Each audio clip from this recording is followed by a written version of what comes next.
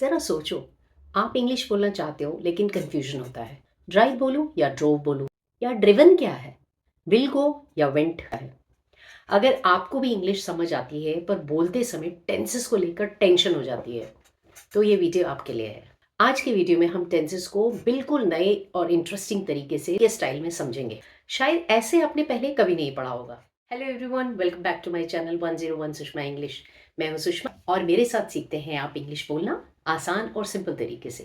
Video beginner spoken English learners के लिए है। कोई भी पार्ट स्किप मत करना। वीडियो के एंड में आपको 3 टास्क दूंगी ताकि आप आज से ही इंग्लिश स्पीकिंग की प्रैक्टिस शुरू कर सकें। So let's begin. टेंस का मतलब क्या है? सिंपल सी लैंग्वेज में समझते हैं। टेंस वर्ड आया है लैटिन लैंग्वेज के वर्ड टेम्पस से। इसका मतलब है टाइम, समय। टेंस से क्या पता चलता है? टेंस दो इंपॉर्टेंट बातें बताते हैं। टाइम ऑफ एक्शन, काम कब हुआ, प्रेजेंट में, पास्ट में या फ्यूचर में। स्टेट ऑफ एक्शन, काम किस स्टेज पर है, किस लेवल पर है, शुरू हुआ है, चल रहा है या कंप्लीट हो गया है। इसको समझने के लिए सोचो कि एक लड़का है राहुल और वो कार चलाता है। ये बात वो आपको बताता है तो I drive a car, I drove a car, I shall drive a car. ये तीनों तरह से बोल सकता है। ग्रामर के हिसाब से ये तीनों सेंटेंसेस करेक्ट हैं। अब काम तो सेम है, ड्राइव करने का, पर ड्राइव, ड्रोव, शेल ड्राइव अलग अलग वर्ड्स क्यों बोले? एक्शन अलग अलग समय पर है, प्रेजेंट में, पास्ट में या फ्यूचर में। सिंपलेस्ट पॉसिबल एक्सप्लेनेशन लेते हैं।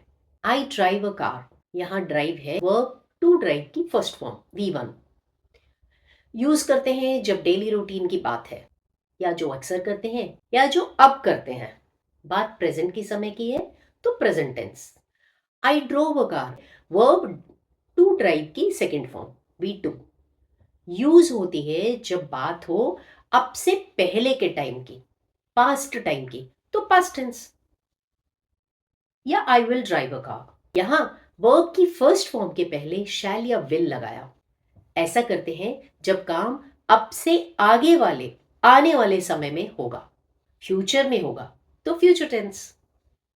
पॉइंट टू रिमेंबर, बात अब की है, डेली रूटीन की है या हैबिट है या जो रोज होता है, फैक्ट है, तब V1 प्रेजेंट टेंस। बात अब से पहले के समय की है यानी जो बीत गया है, तब V2 पास्ट टेंस। बात अब से आगे वाले समय की है, आने वाले समय की है, तब विल या शैल प्लस V1 फ्यूचर टेंस।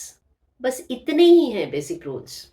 एक इंपॉर्टेंट बात याद रखें, बहुत सारे लोग सोचते हैं कि जो हम V1, V2, V3 सीखते हैं ना, वो वाली वर्ब की थर्ड फॉर्म ही फ्यूचर के लिए यूज होती है। नो, V3 फ्यूचर के लिए यूज नहीं होता है। फ्यूचर के लिए भी V1 ही यूज करते हैं, लेकिन विल या शैल प्लस V1। अब जो आपने इतना सीखा उसका बेस्ट पार्ट पता है क्या है? अगर आप सिर्फ ऐसे ही सिंपल से सेंटेंसेस रोज स्पीकिंग प्रैक्टिस शुरू करेंगे तो इंग्लिश बोलना सीख जाओगे। जैसे वर्ब ईट लें तो I eat an apple every day, I ate an apple yesterday, I should eat an apple tomorrow. बस आपको V1 और V2 ही तो याद रखना है, और किस समय कौन सा वाला बोलना है वो समझना है। वो तो कुछ दिनों की स्पीकिंग प्रैक्टिस से ही आ जाएगा। अब ये सेकंड वाला पॉइंट, स्टेट ऑफ एक्शन क्या है? स्टेट ऑफ एक्शन यानी यह जानना कि काम किस स्टेज पर है। इसी को ही बताने के लिए हर टेंस को आगे 4 पार्ट्स में डिवाइड किया गया है। 3 टेंसेस के 4 टाइप्स यानी टोटल 12 टाइप्स के सेंटेंसेस बनाने सीखने हैं। टिप फॉर बिगनर्स, डरो मत। इंग्लिश बोलना शुरू करने से पहले ये सब नहीं सीखना है। सिंपल टेंसेस के सिंपल से सेंटेंसेस बोलना शुरू करें। जब ये बोलने की आदत आ जाए तब साथ में इनमें छोटे छोटे से चेंजेस करके बाकी टेंसेस के रूल्स को फॉलो करते हुए बोलना शुरू कर सकते हैं। अब टेंसेस से काम कब हुआ पता चलता है और कितना हुआ पता चलता है। इस बात को सिंपल भाषा में समझते हैं।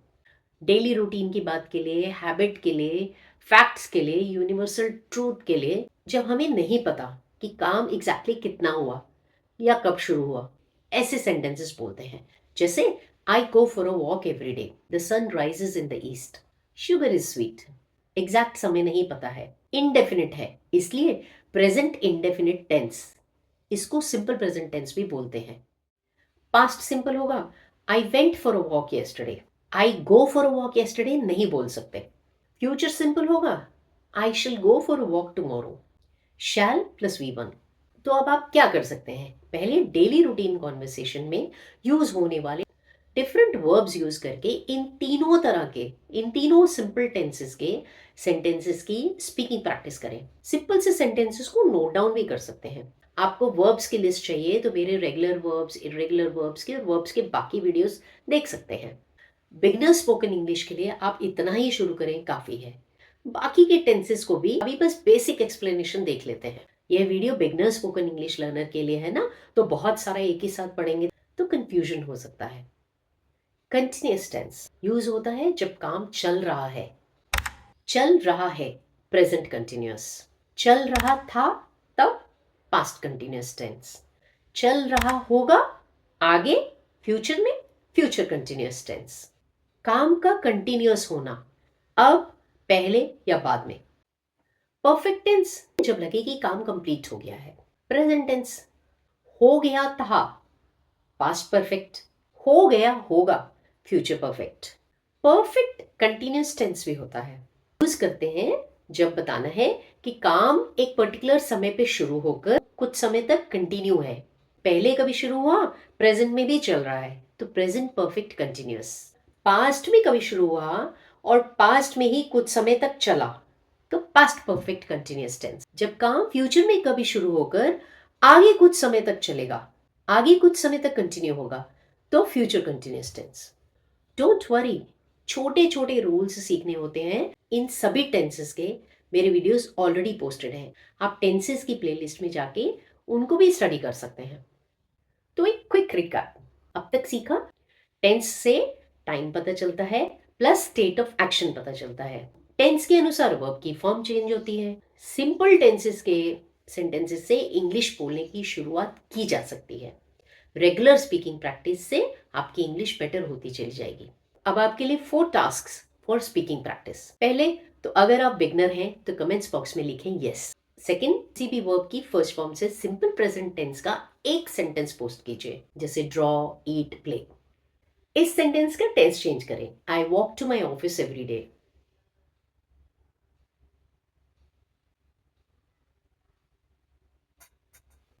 टास्क 4, आई की जगह वी, यू, दे यूज करके एक एक सेट बनाएं। एक सेट कमेंट्स बॉक्स में पोस्ट करें, जैसे I go to office by car, I went to office by car, I shall go to office by car. अब आपके पास स्पीकिंग प्रैक्टिस के लिए बहुत सारे सेंटेंसेस अवेलेबल हो जाएंगे, इनको नोट डाउन कर लीजिए। वीडियो तो कंप्लीट कर लिया, अब स्पीकिंग प्रैक्टिस भी कंप्लीट करनी है ना। टिप्स फॉर बिगनर्स, नई लैंग्वेज ही तो सीख रहे हैं ना, डरना किस लिए। सेम टाइप के सेंटेंसेस की रोज स्पीकिंग प्रैक्टिस करें, धीरे धीरे कॉन्फिडेंस बढ़ता चला जाएगा, हेजिटेशन खत्म हो जाएगा। सबसे पहले इस वीडियो को सेव कर लें। अगर आपको वीडियो हेल्पफुल लगा है तो लाइक एंड शेयर जरूर कर दीजिए। चैनल पर नए हैं तो अब सब्सक्राइब कर लीजिए।